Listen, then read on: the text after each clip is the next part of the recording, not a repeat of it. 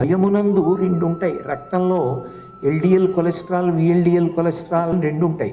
ఒకటి పాడు చేస్తుంది, ఒకటి బాగు చేస్తుంది హృదయ వ్యవస్థని. అలా భయంలో ఆరోగ్యవంతమైన భయము ఒకటి ఉంటుంది, మనిషిని పాడు చేసే భయం ఒకటి ఉంటుంది.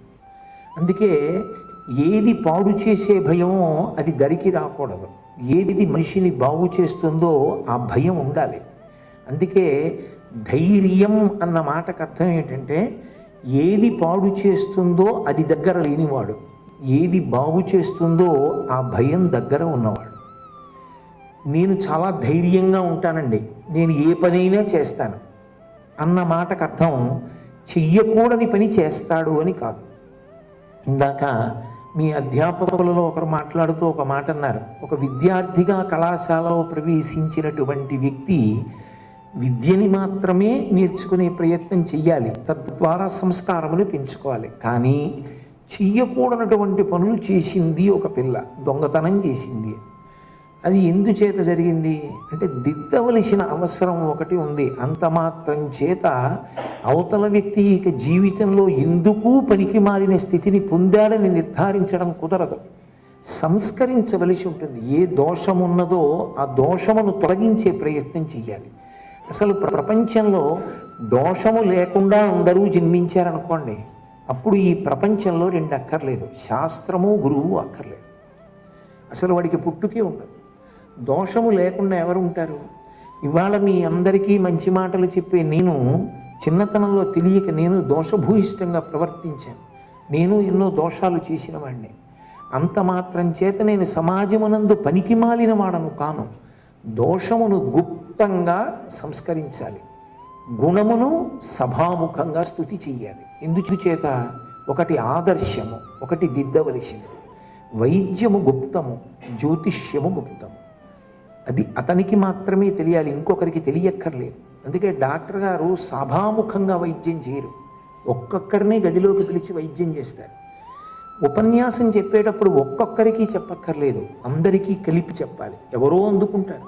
వర్షం లాంటిది ఉపన్యాసం, వైద్యం లాంటిది అవతల వారిలో ఉండేటటువంటి దోషాన్ని సంస్కరించడం. నిర్భయత్వం, ధైర్యం, ఈ రెండు మాటలకి మధ్యలో ఉన్నది ఆరోగ్యవంతమైన భయం.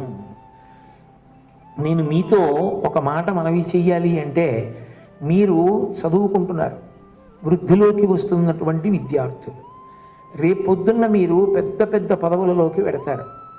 కానీ అప్పుడు కూడా మీకు మీ నాన్నగారంటే భయం. నాన్నగారంటే భయం అన్న మాటకు అర్థం నాన్నగారు మిమ్మల్ని ఏదో చేసేస్తారని కాదు. మా నాన్నగారు అలా చెయ్యొద్దన్నారు కాబట్టి నేను చేయను, నేను ఇది చేస్తే మా నాన్నగారు బాధపడతారు, మా నాన్నగారు అంగీకరించారు, ఆయనకి ఇష్టం ఉండదు. ఎందుకు ఇష్టం ఉండదు అంటే అది నా అభ్యున్నతికి కారణం కాదని మా నాన్నగారు చెప్తారు, అందుకు నేను అటువంటి పని చేయలేను అన్నారు మీరు. ఇప్పుడు మిమ్మల్ని పిరికివారు అనవలసి ఉంటుందా, మీది ఆరోగ్యవంతమైన భయము అని చెప్పవలసి ఉంటుందా? మీకు మీ లెక్చరర్ అంటే గౌరవం, భయం, ఆయన వద్దన్న పని మీరు చెయ్యరు. అది మీ బుద్ధికి అప్పటికి మంచిదనిపించినా మీరు చెయ్యరు. నన్ను మంచి మాటలు చెప్పమన్నారు, నా బుద్ధికి తోచినవి నేను మంచి మాటలని మీకు చెప్పను అన్నాను. ఎందుకు చెప్పనన్నాను? ఏమో ఇప్పటికి మంచిదనిపించింది, వచ్చే ఏడాదికి మంచిది కాదనిపిస్తే ఈలోగా మీ భవిష్యత్తు ఏమవ్వాలి అది విని. అది భయం, అది ఆరోగ్యవంతమైన భయం, అవతల వాళ్ళు పాడవకూడదన్న భయం. దాన్ని జీవించి ఉన్నంత కాలము పొంది ఉండాలి. అందుకే గురువు పట్ల భయం, తండ్రి పట్ల భయం, తల్లి పట్ల భయం. దీనివల్ల అంటే వారి దగ్గర ఒక గుణం ఉంది, వారు ఎప్పుడూ మీ అభ్యున్నతిని కోరుతూ ఉంటారు. ఏ కారణం చేత కూడా మీరు జీవితంలో విఫలమైపోవడాన్ని కానీ, మీ జీవితంలో మీరు ఓడిపోవడాన్ని కానీ వాళ్ళు అంగీకరించలేరు.